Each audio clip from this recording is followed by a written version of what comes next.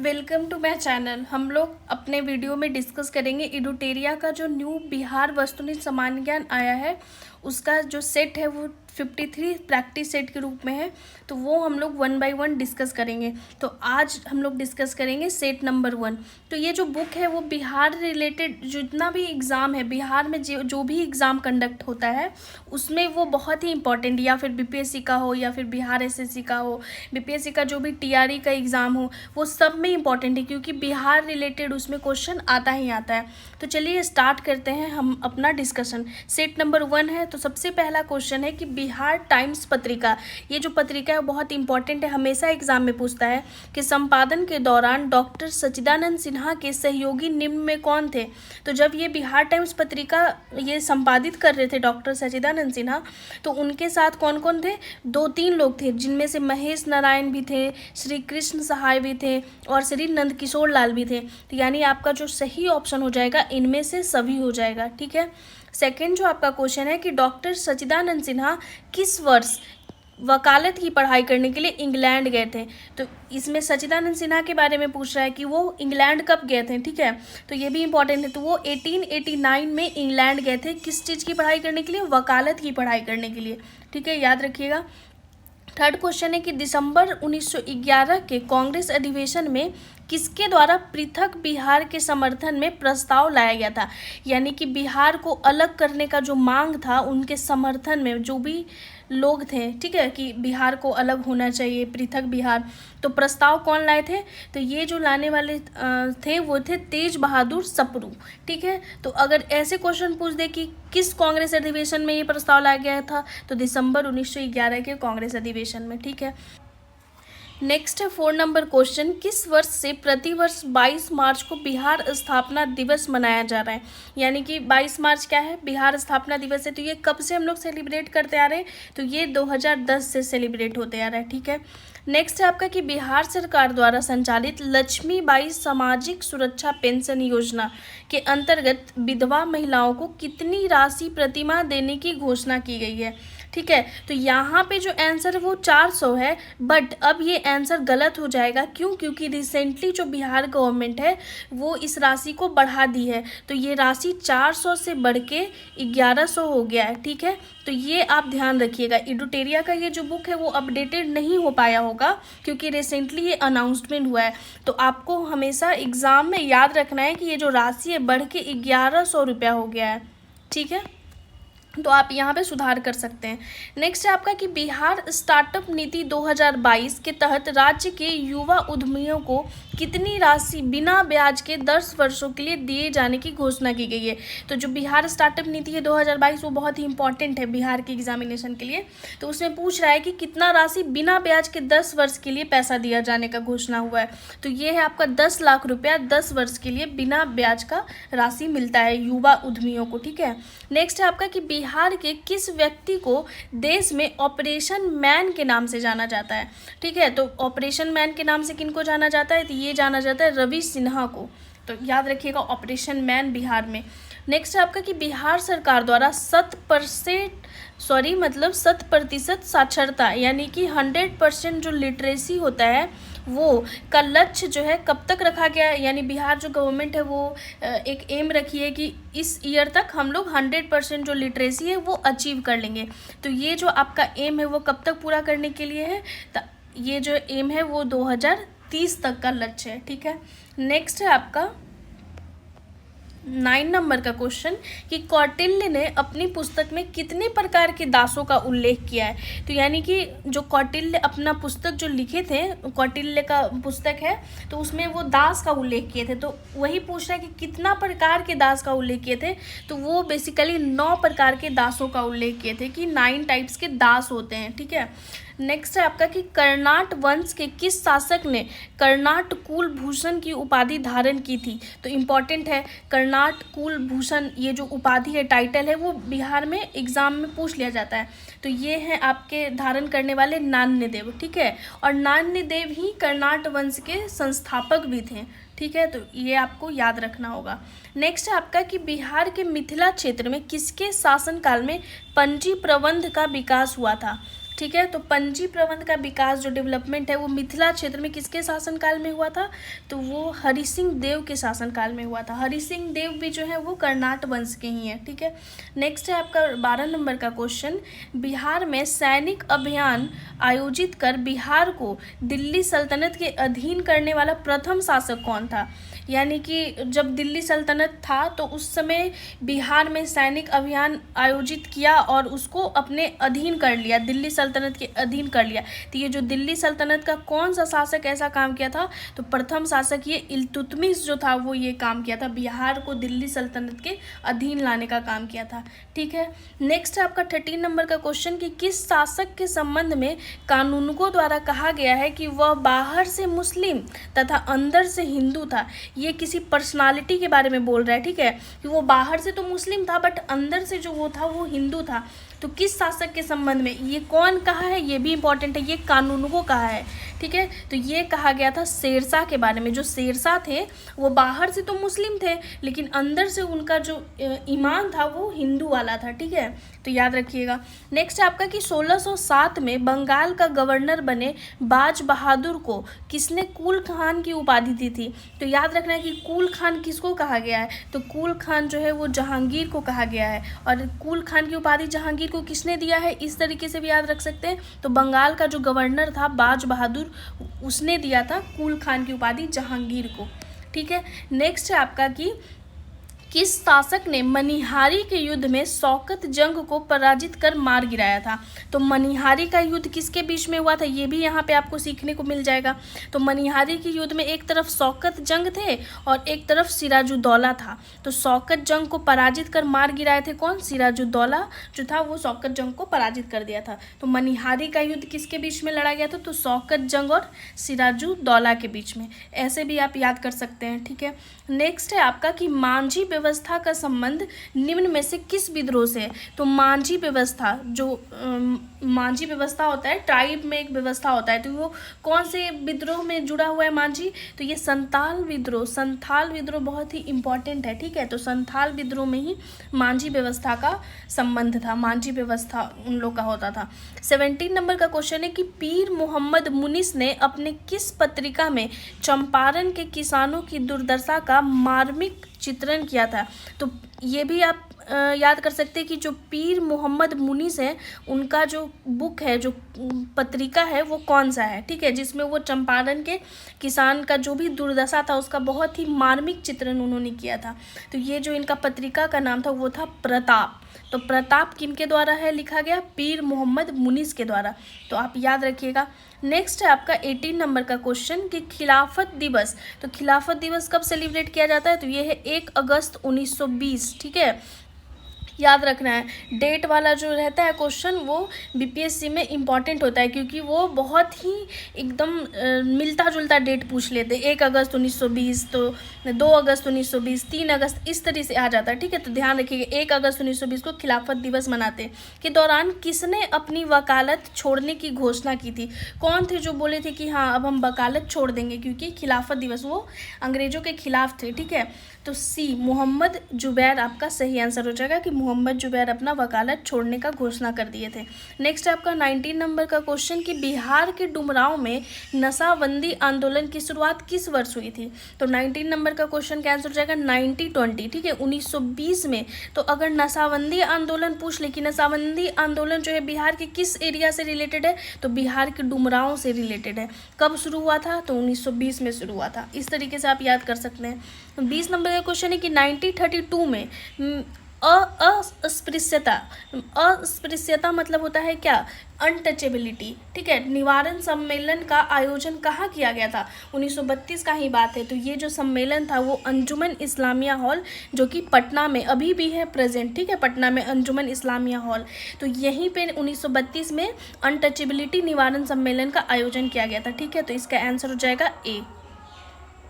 Next है आपका 21 number का क्वेश्चन कि 1946 में कैबिनेट मिशन के तहत राज्यों के वर्गीकरण समूह में बिहार को किस ग्रुप में रखा गया था। ये भी आपके लिए इंपॉर्टेंट क्वेश्चन हो जाता है, क्योंकि जब 1946 में जब कैबिनेट मिशन आया था तो उस समय group A, group B, group C में सब स्टेट को रखा गया था। तो जो अपना बिहार है वो किस ग्रुप में रखा गया था, तो वो ग्रुप ए का पार्ट था बिहार। ठीक है, तो Bihar related to group A, याद कीजिएगा। संविधान सभा में बिहार से कुल कितने सदस्य शामिल थे। जो संविधान सभा बनाया गया था तो उससे पूछ रहा है कि बिहार से कुल कितने सदस्य वहाँ गए थे भाई, शामिल थे संविधान सभा में, तो वो थे हमारे बिहार से 36 लोग। ठीक है, 36 यहाँ पे आंसर हो जाएगा ऑप्शन नंबर बी। ठीक है, नेक्स्ट है आपका 23 नंबर का क्वेश्चन कि निम्न में कौन सी कृति विद्यापति द्वारा लिखी गई है। तो विद्यापति की बहुत ही फेमस कृति है जो एग्जाम में अक्सर पूछ लिया जाता है, तो वो कृति है न्याय कंडिका। तो न्याय कंडिका जो लिखी गई है वो विद्यापति की द्वारा लिखी गई है, तो विद्यापति रिलेटेड टू न्याय कंडिका। ठीक है, 24 नंबर का क्वेश्चन है कि पंचायती राज व्यवस्था के अंतर्गत जो उप मुखिया होता है वो अपना जो त्यागपत्र होता है वो किसे सौंपता है। तो उप मुखिया जो अपना त्यागपत्र है वो जिला पंचायती राज पदाधिकारी को सौंपता है। ठीक है, DPRO जिसको कहते हैं, डिस्ट्रिक्ट पंचायती राज ऑफिसर। ठीक है, तो इसका ऑप्शन नंबर बी सही हो जाएगा। बिहार के किस मुगल प्रांतपति ने रोहतास को अपनी राजधानी बनाया था। तो कह रहा है कि मुगल प्रांतपति जो रोहतास को अपनी राजधानी बना लिए थे तो वो था मानसिंह। ठीक है, तो यहाँ पे मानसिंह हो जाएगा, ऑप्शन बी हो जाएगा। ठीक है, नेक्स्ट है कि बिहार लगान परिषद के प्रथम अध्यक्ष कौन थे। जब बिहार लगान परिषद का गठन हुआ होगा तो उस समय पूछ रहा है कि प्रथम अध्यक्ष किनको बनाया गया था। तो ये बनाया गया था जेम्स अलेक्जेंडर को। ठीक है, तो ये भी इम्पॉर्टेंट है कि बिहार लगान परिषद का प्रथम अध्यक्ष कौन था, तो जेम्स अलेक्जेंडर।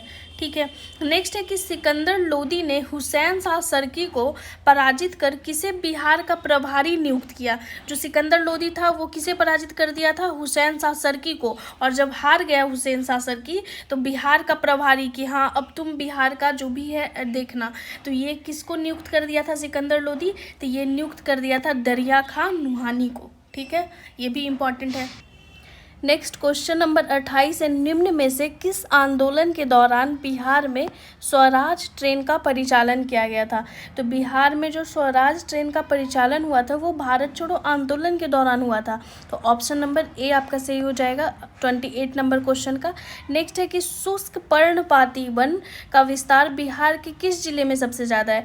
तो ये जो वन है वो सदर्न बिहार में ज़्यादा पाया जाता है, जैसे कि गया वाला जिला, जहानाबाद, रोहतास, तो तीनों सही ऑप्शन है गया, रोहतास, जहानाबाद, यानी कि ऑप्शन नंबर डी सभी हो जाएगा।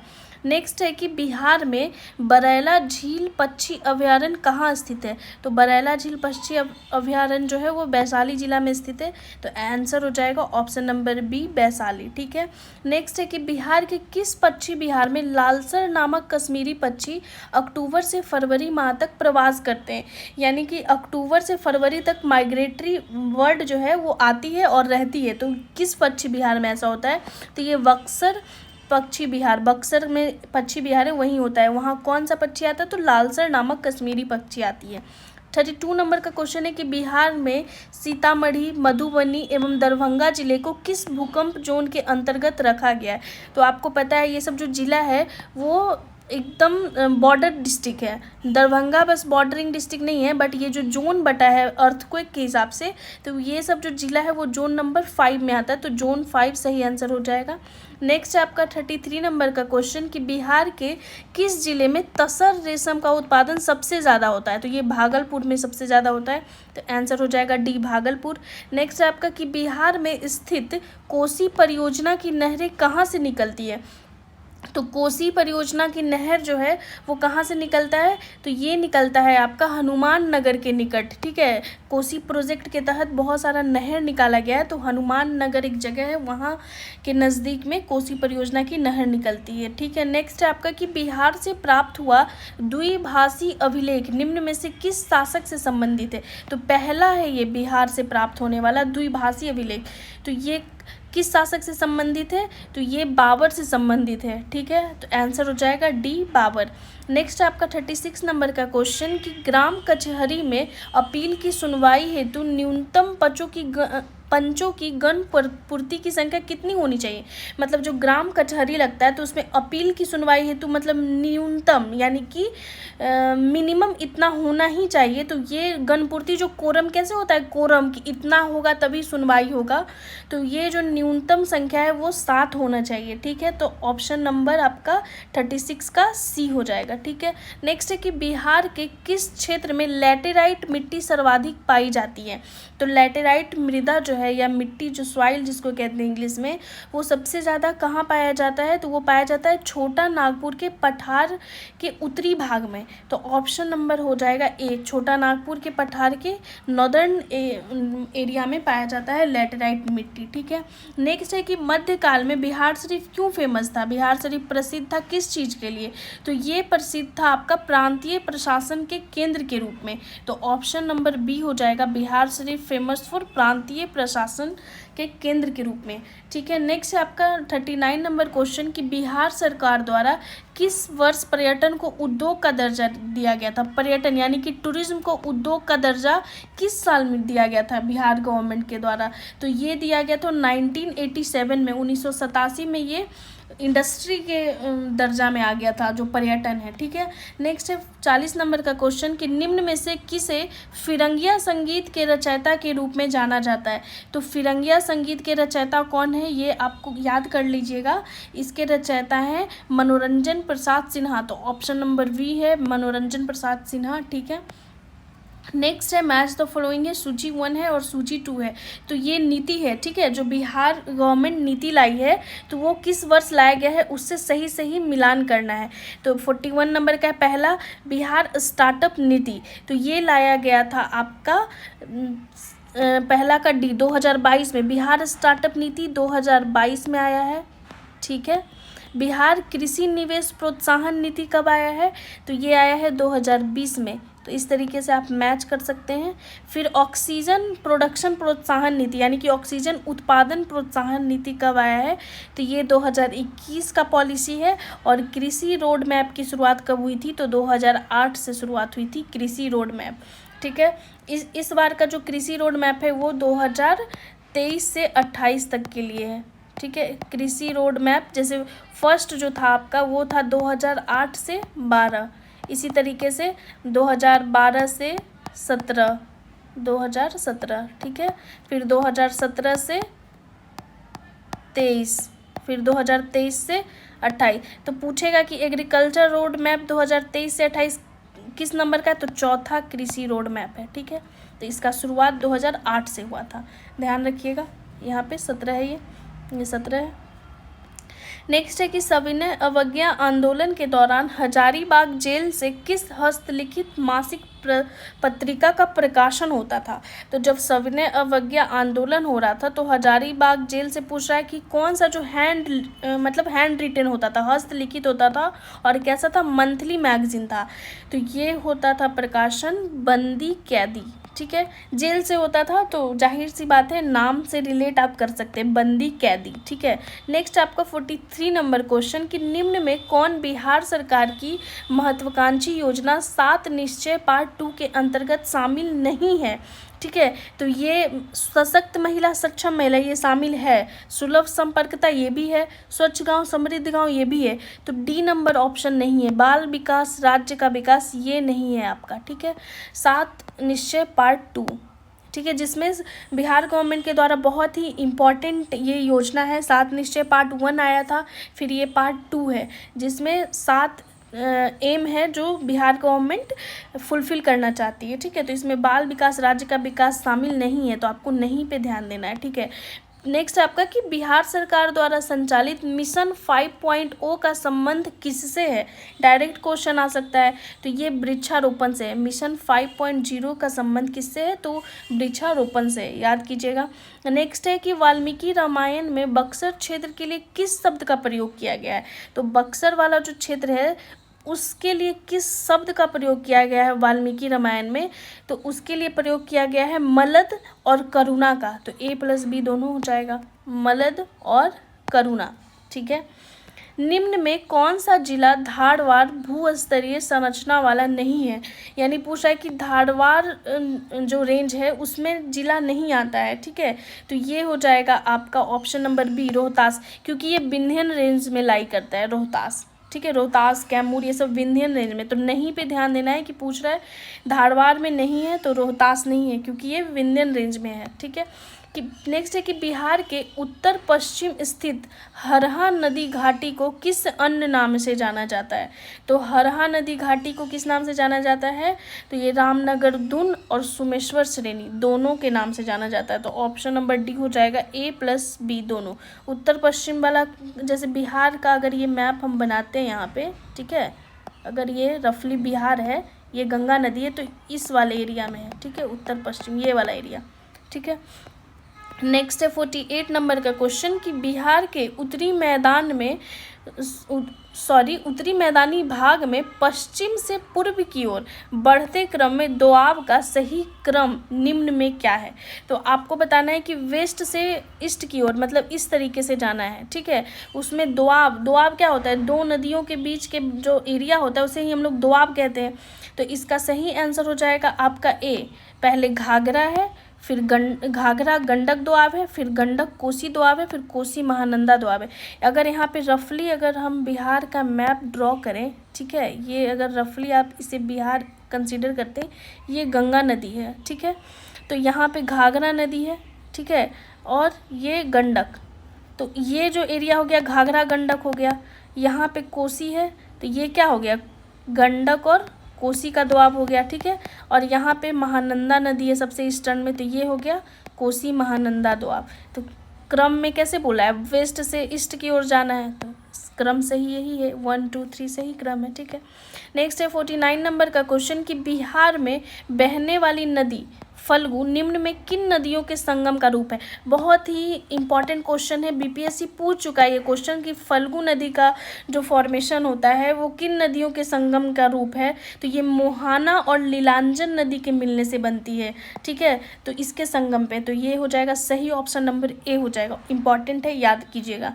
नेक्स्ट है 50 नंबर, लास्ट है इस सेट का क्वेश्चन कि बिहार के किस जिले में पिडमोंट स्वैम्प मिट्टी पाई जाती है। तो पिडमोंट जो स्वैम्प मिट्टी है, जिसे हम लोग हिंदी में दलदलीय मृदा भी कहते हैं, तो ये पश्चिम चंपारण वाले जिला में पाया जाता है। तो ऑप्शन नंबर सी सही हो जाएगा। तो आज का जो सेट था, सेट नंबर 1, आप बताइएगा कमेंट करके कि आपको कैसा लगा। नेक्स्ट हम लोग सारे 1 बाय 1 करके सेट कंप्लीट कर लेंगे। तो आई होप सो अगर आपको मेरा वीडियो अच्छा लगता है तो ज़्यादा से ज़्यादा लाइक कीजिए, शेयर कीजिए, सब्सक्राइब कीजिए। Thank you so much.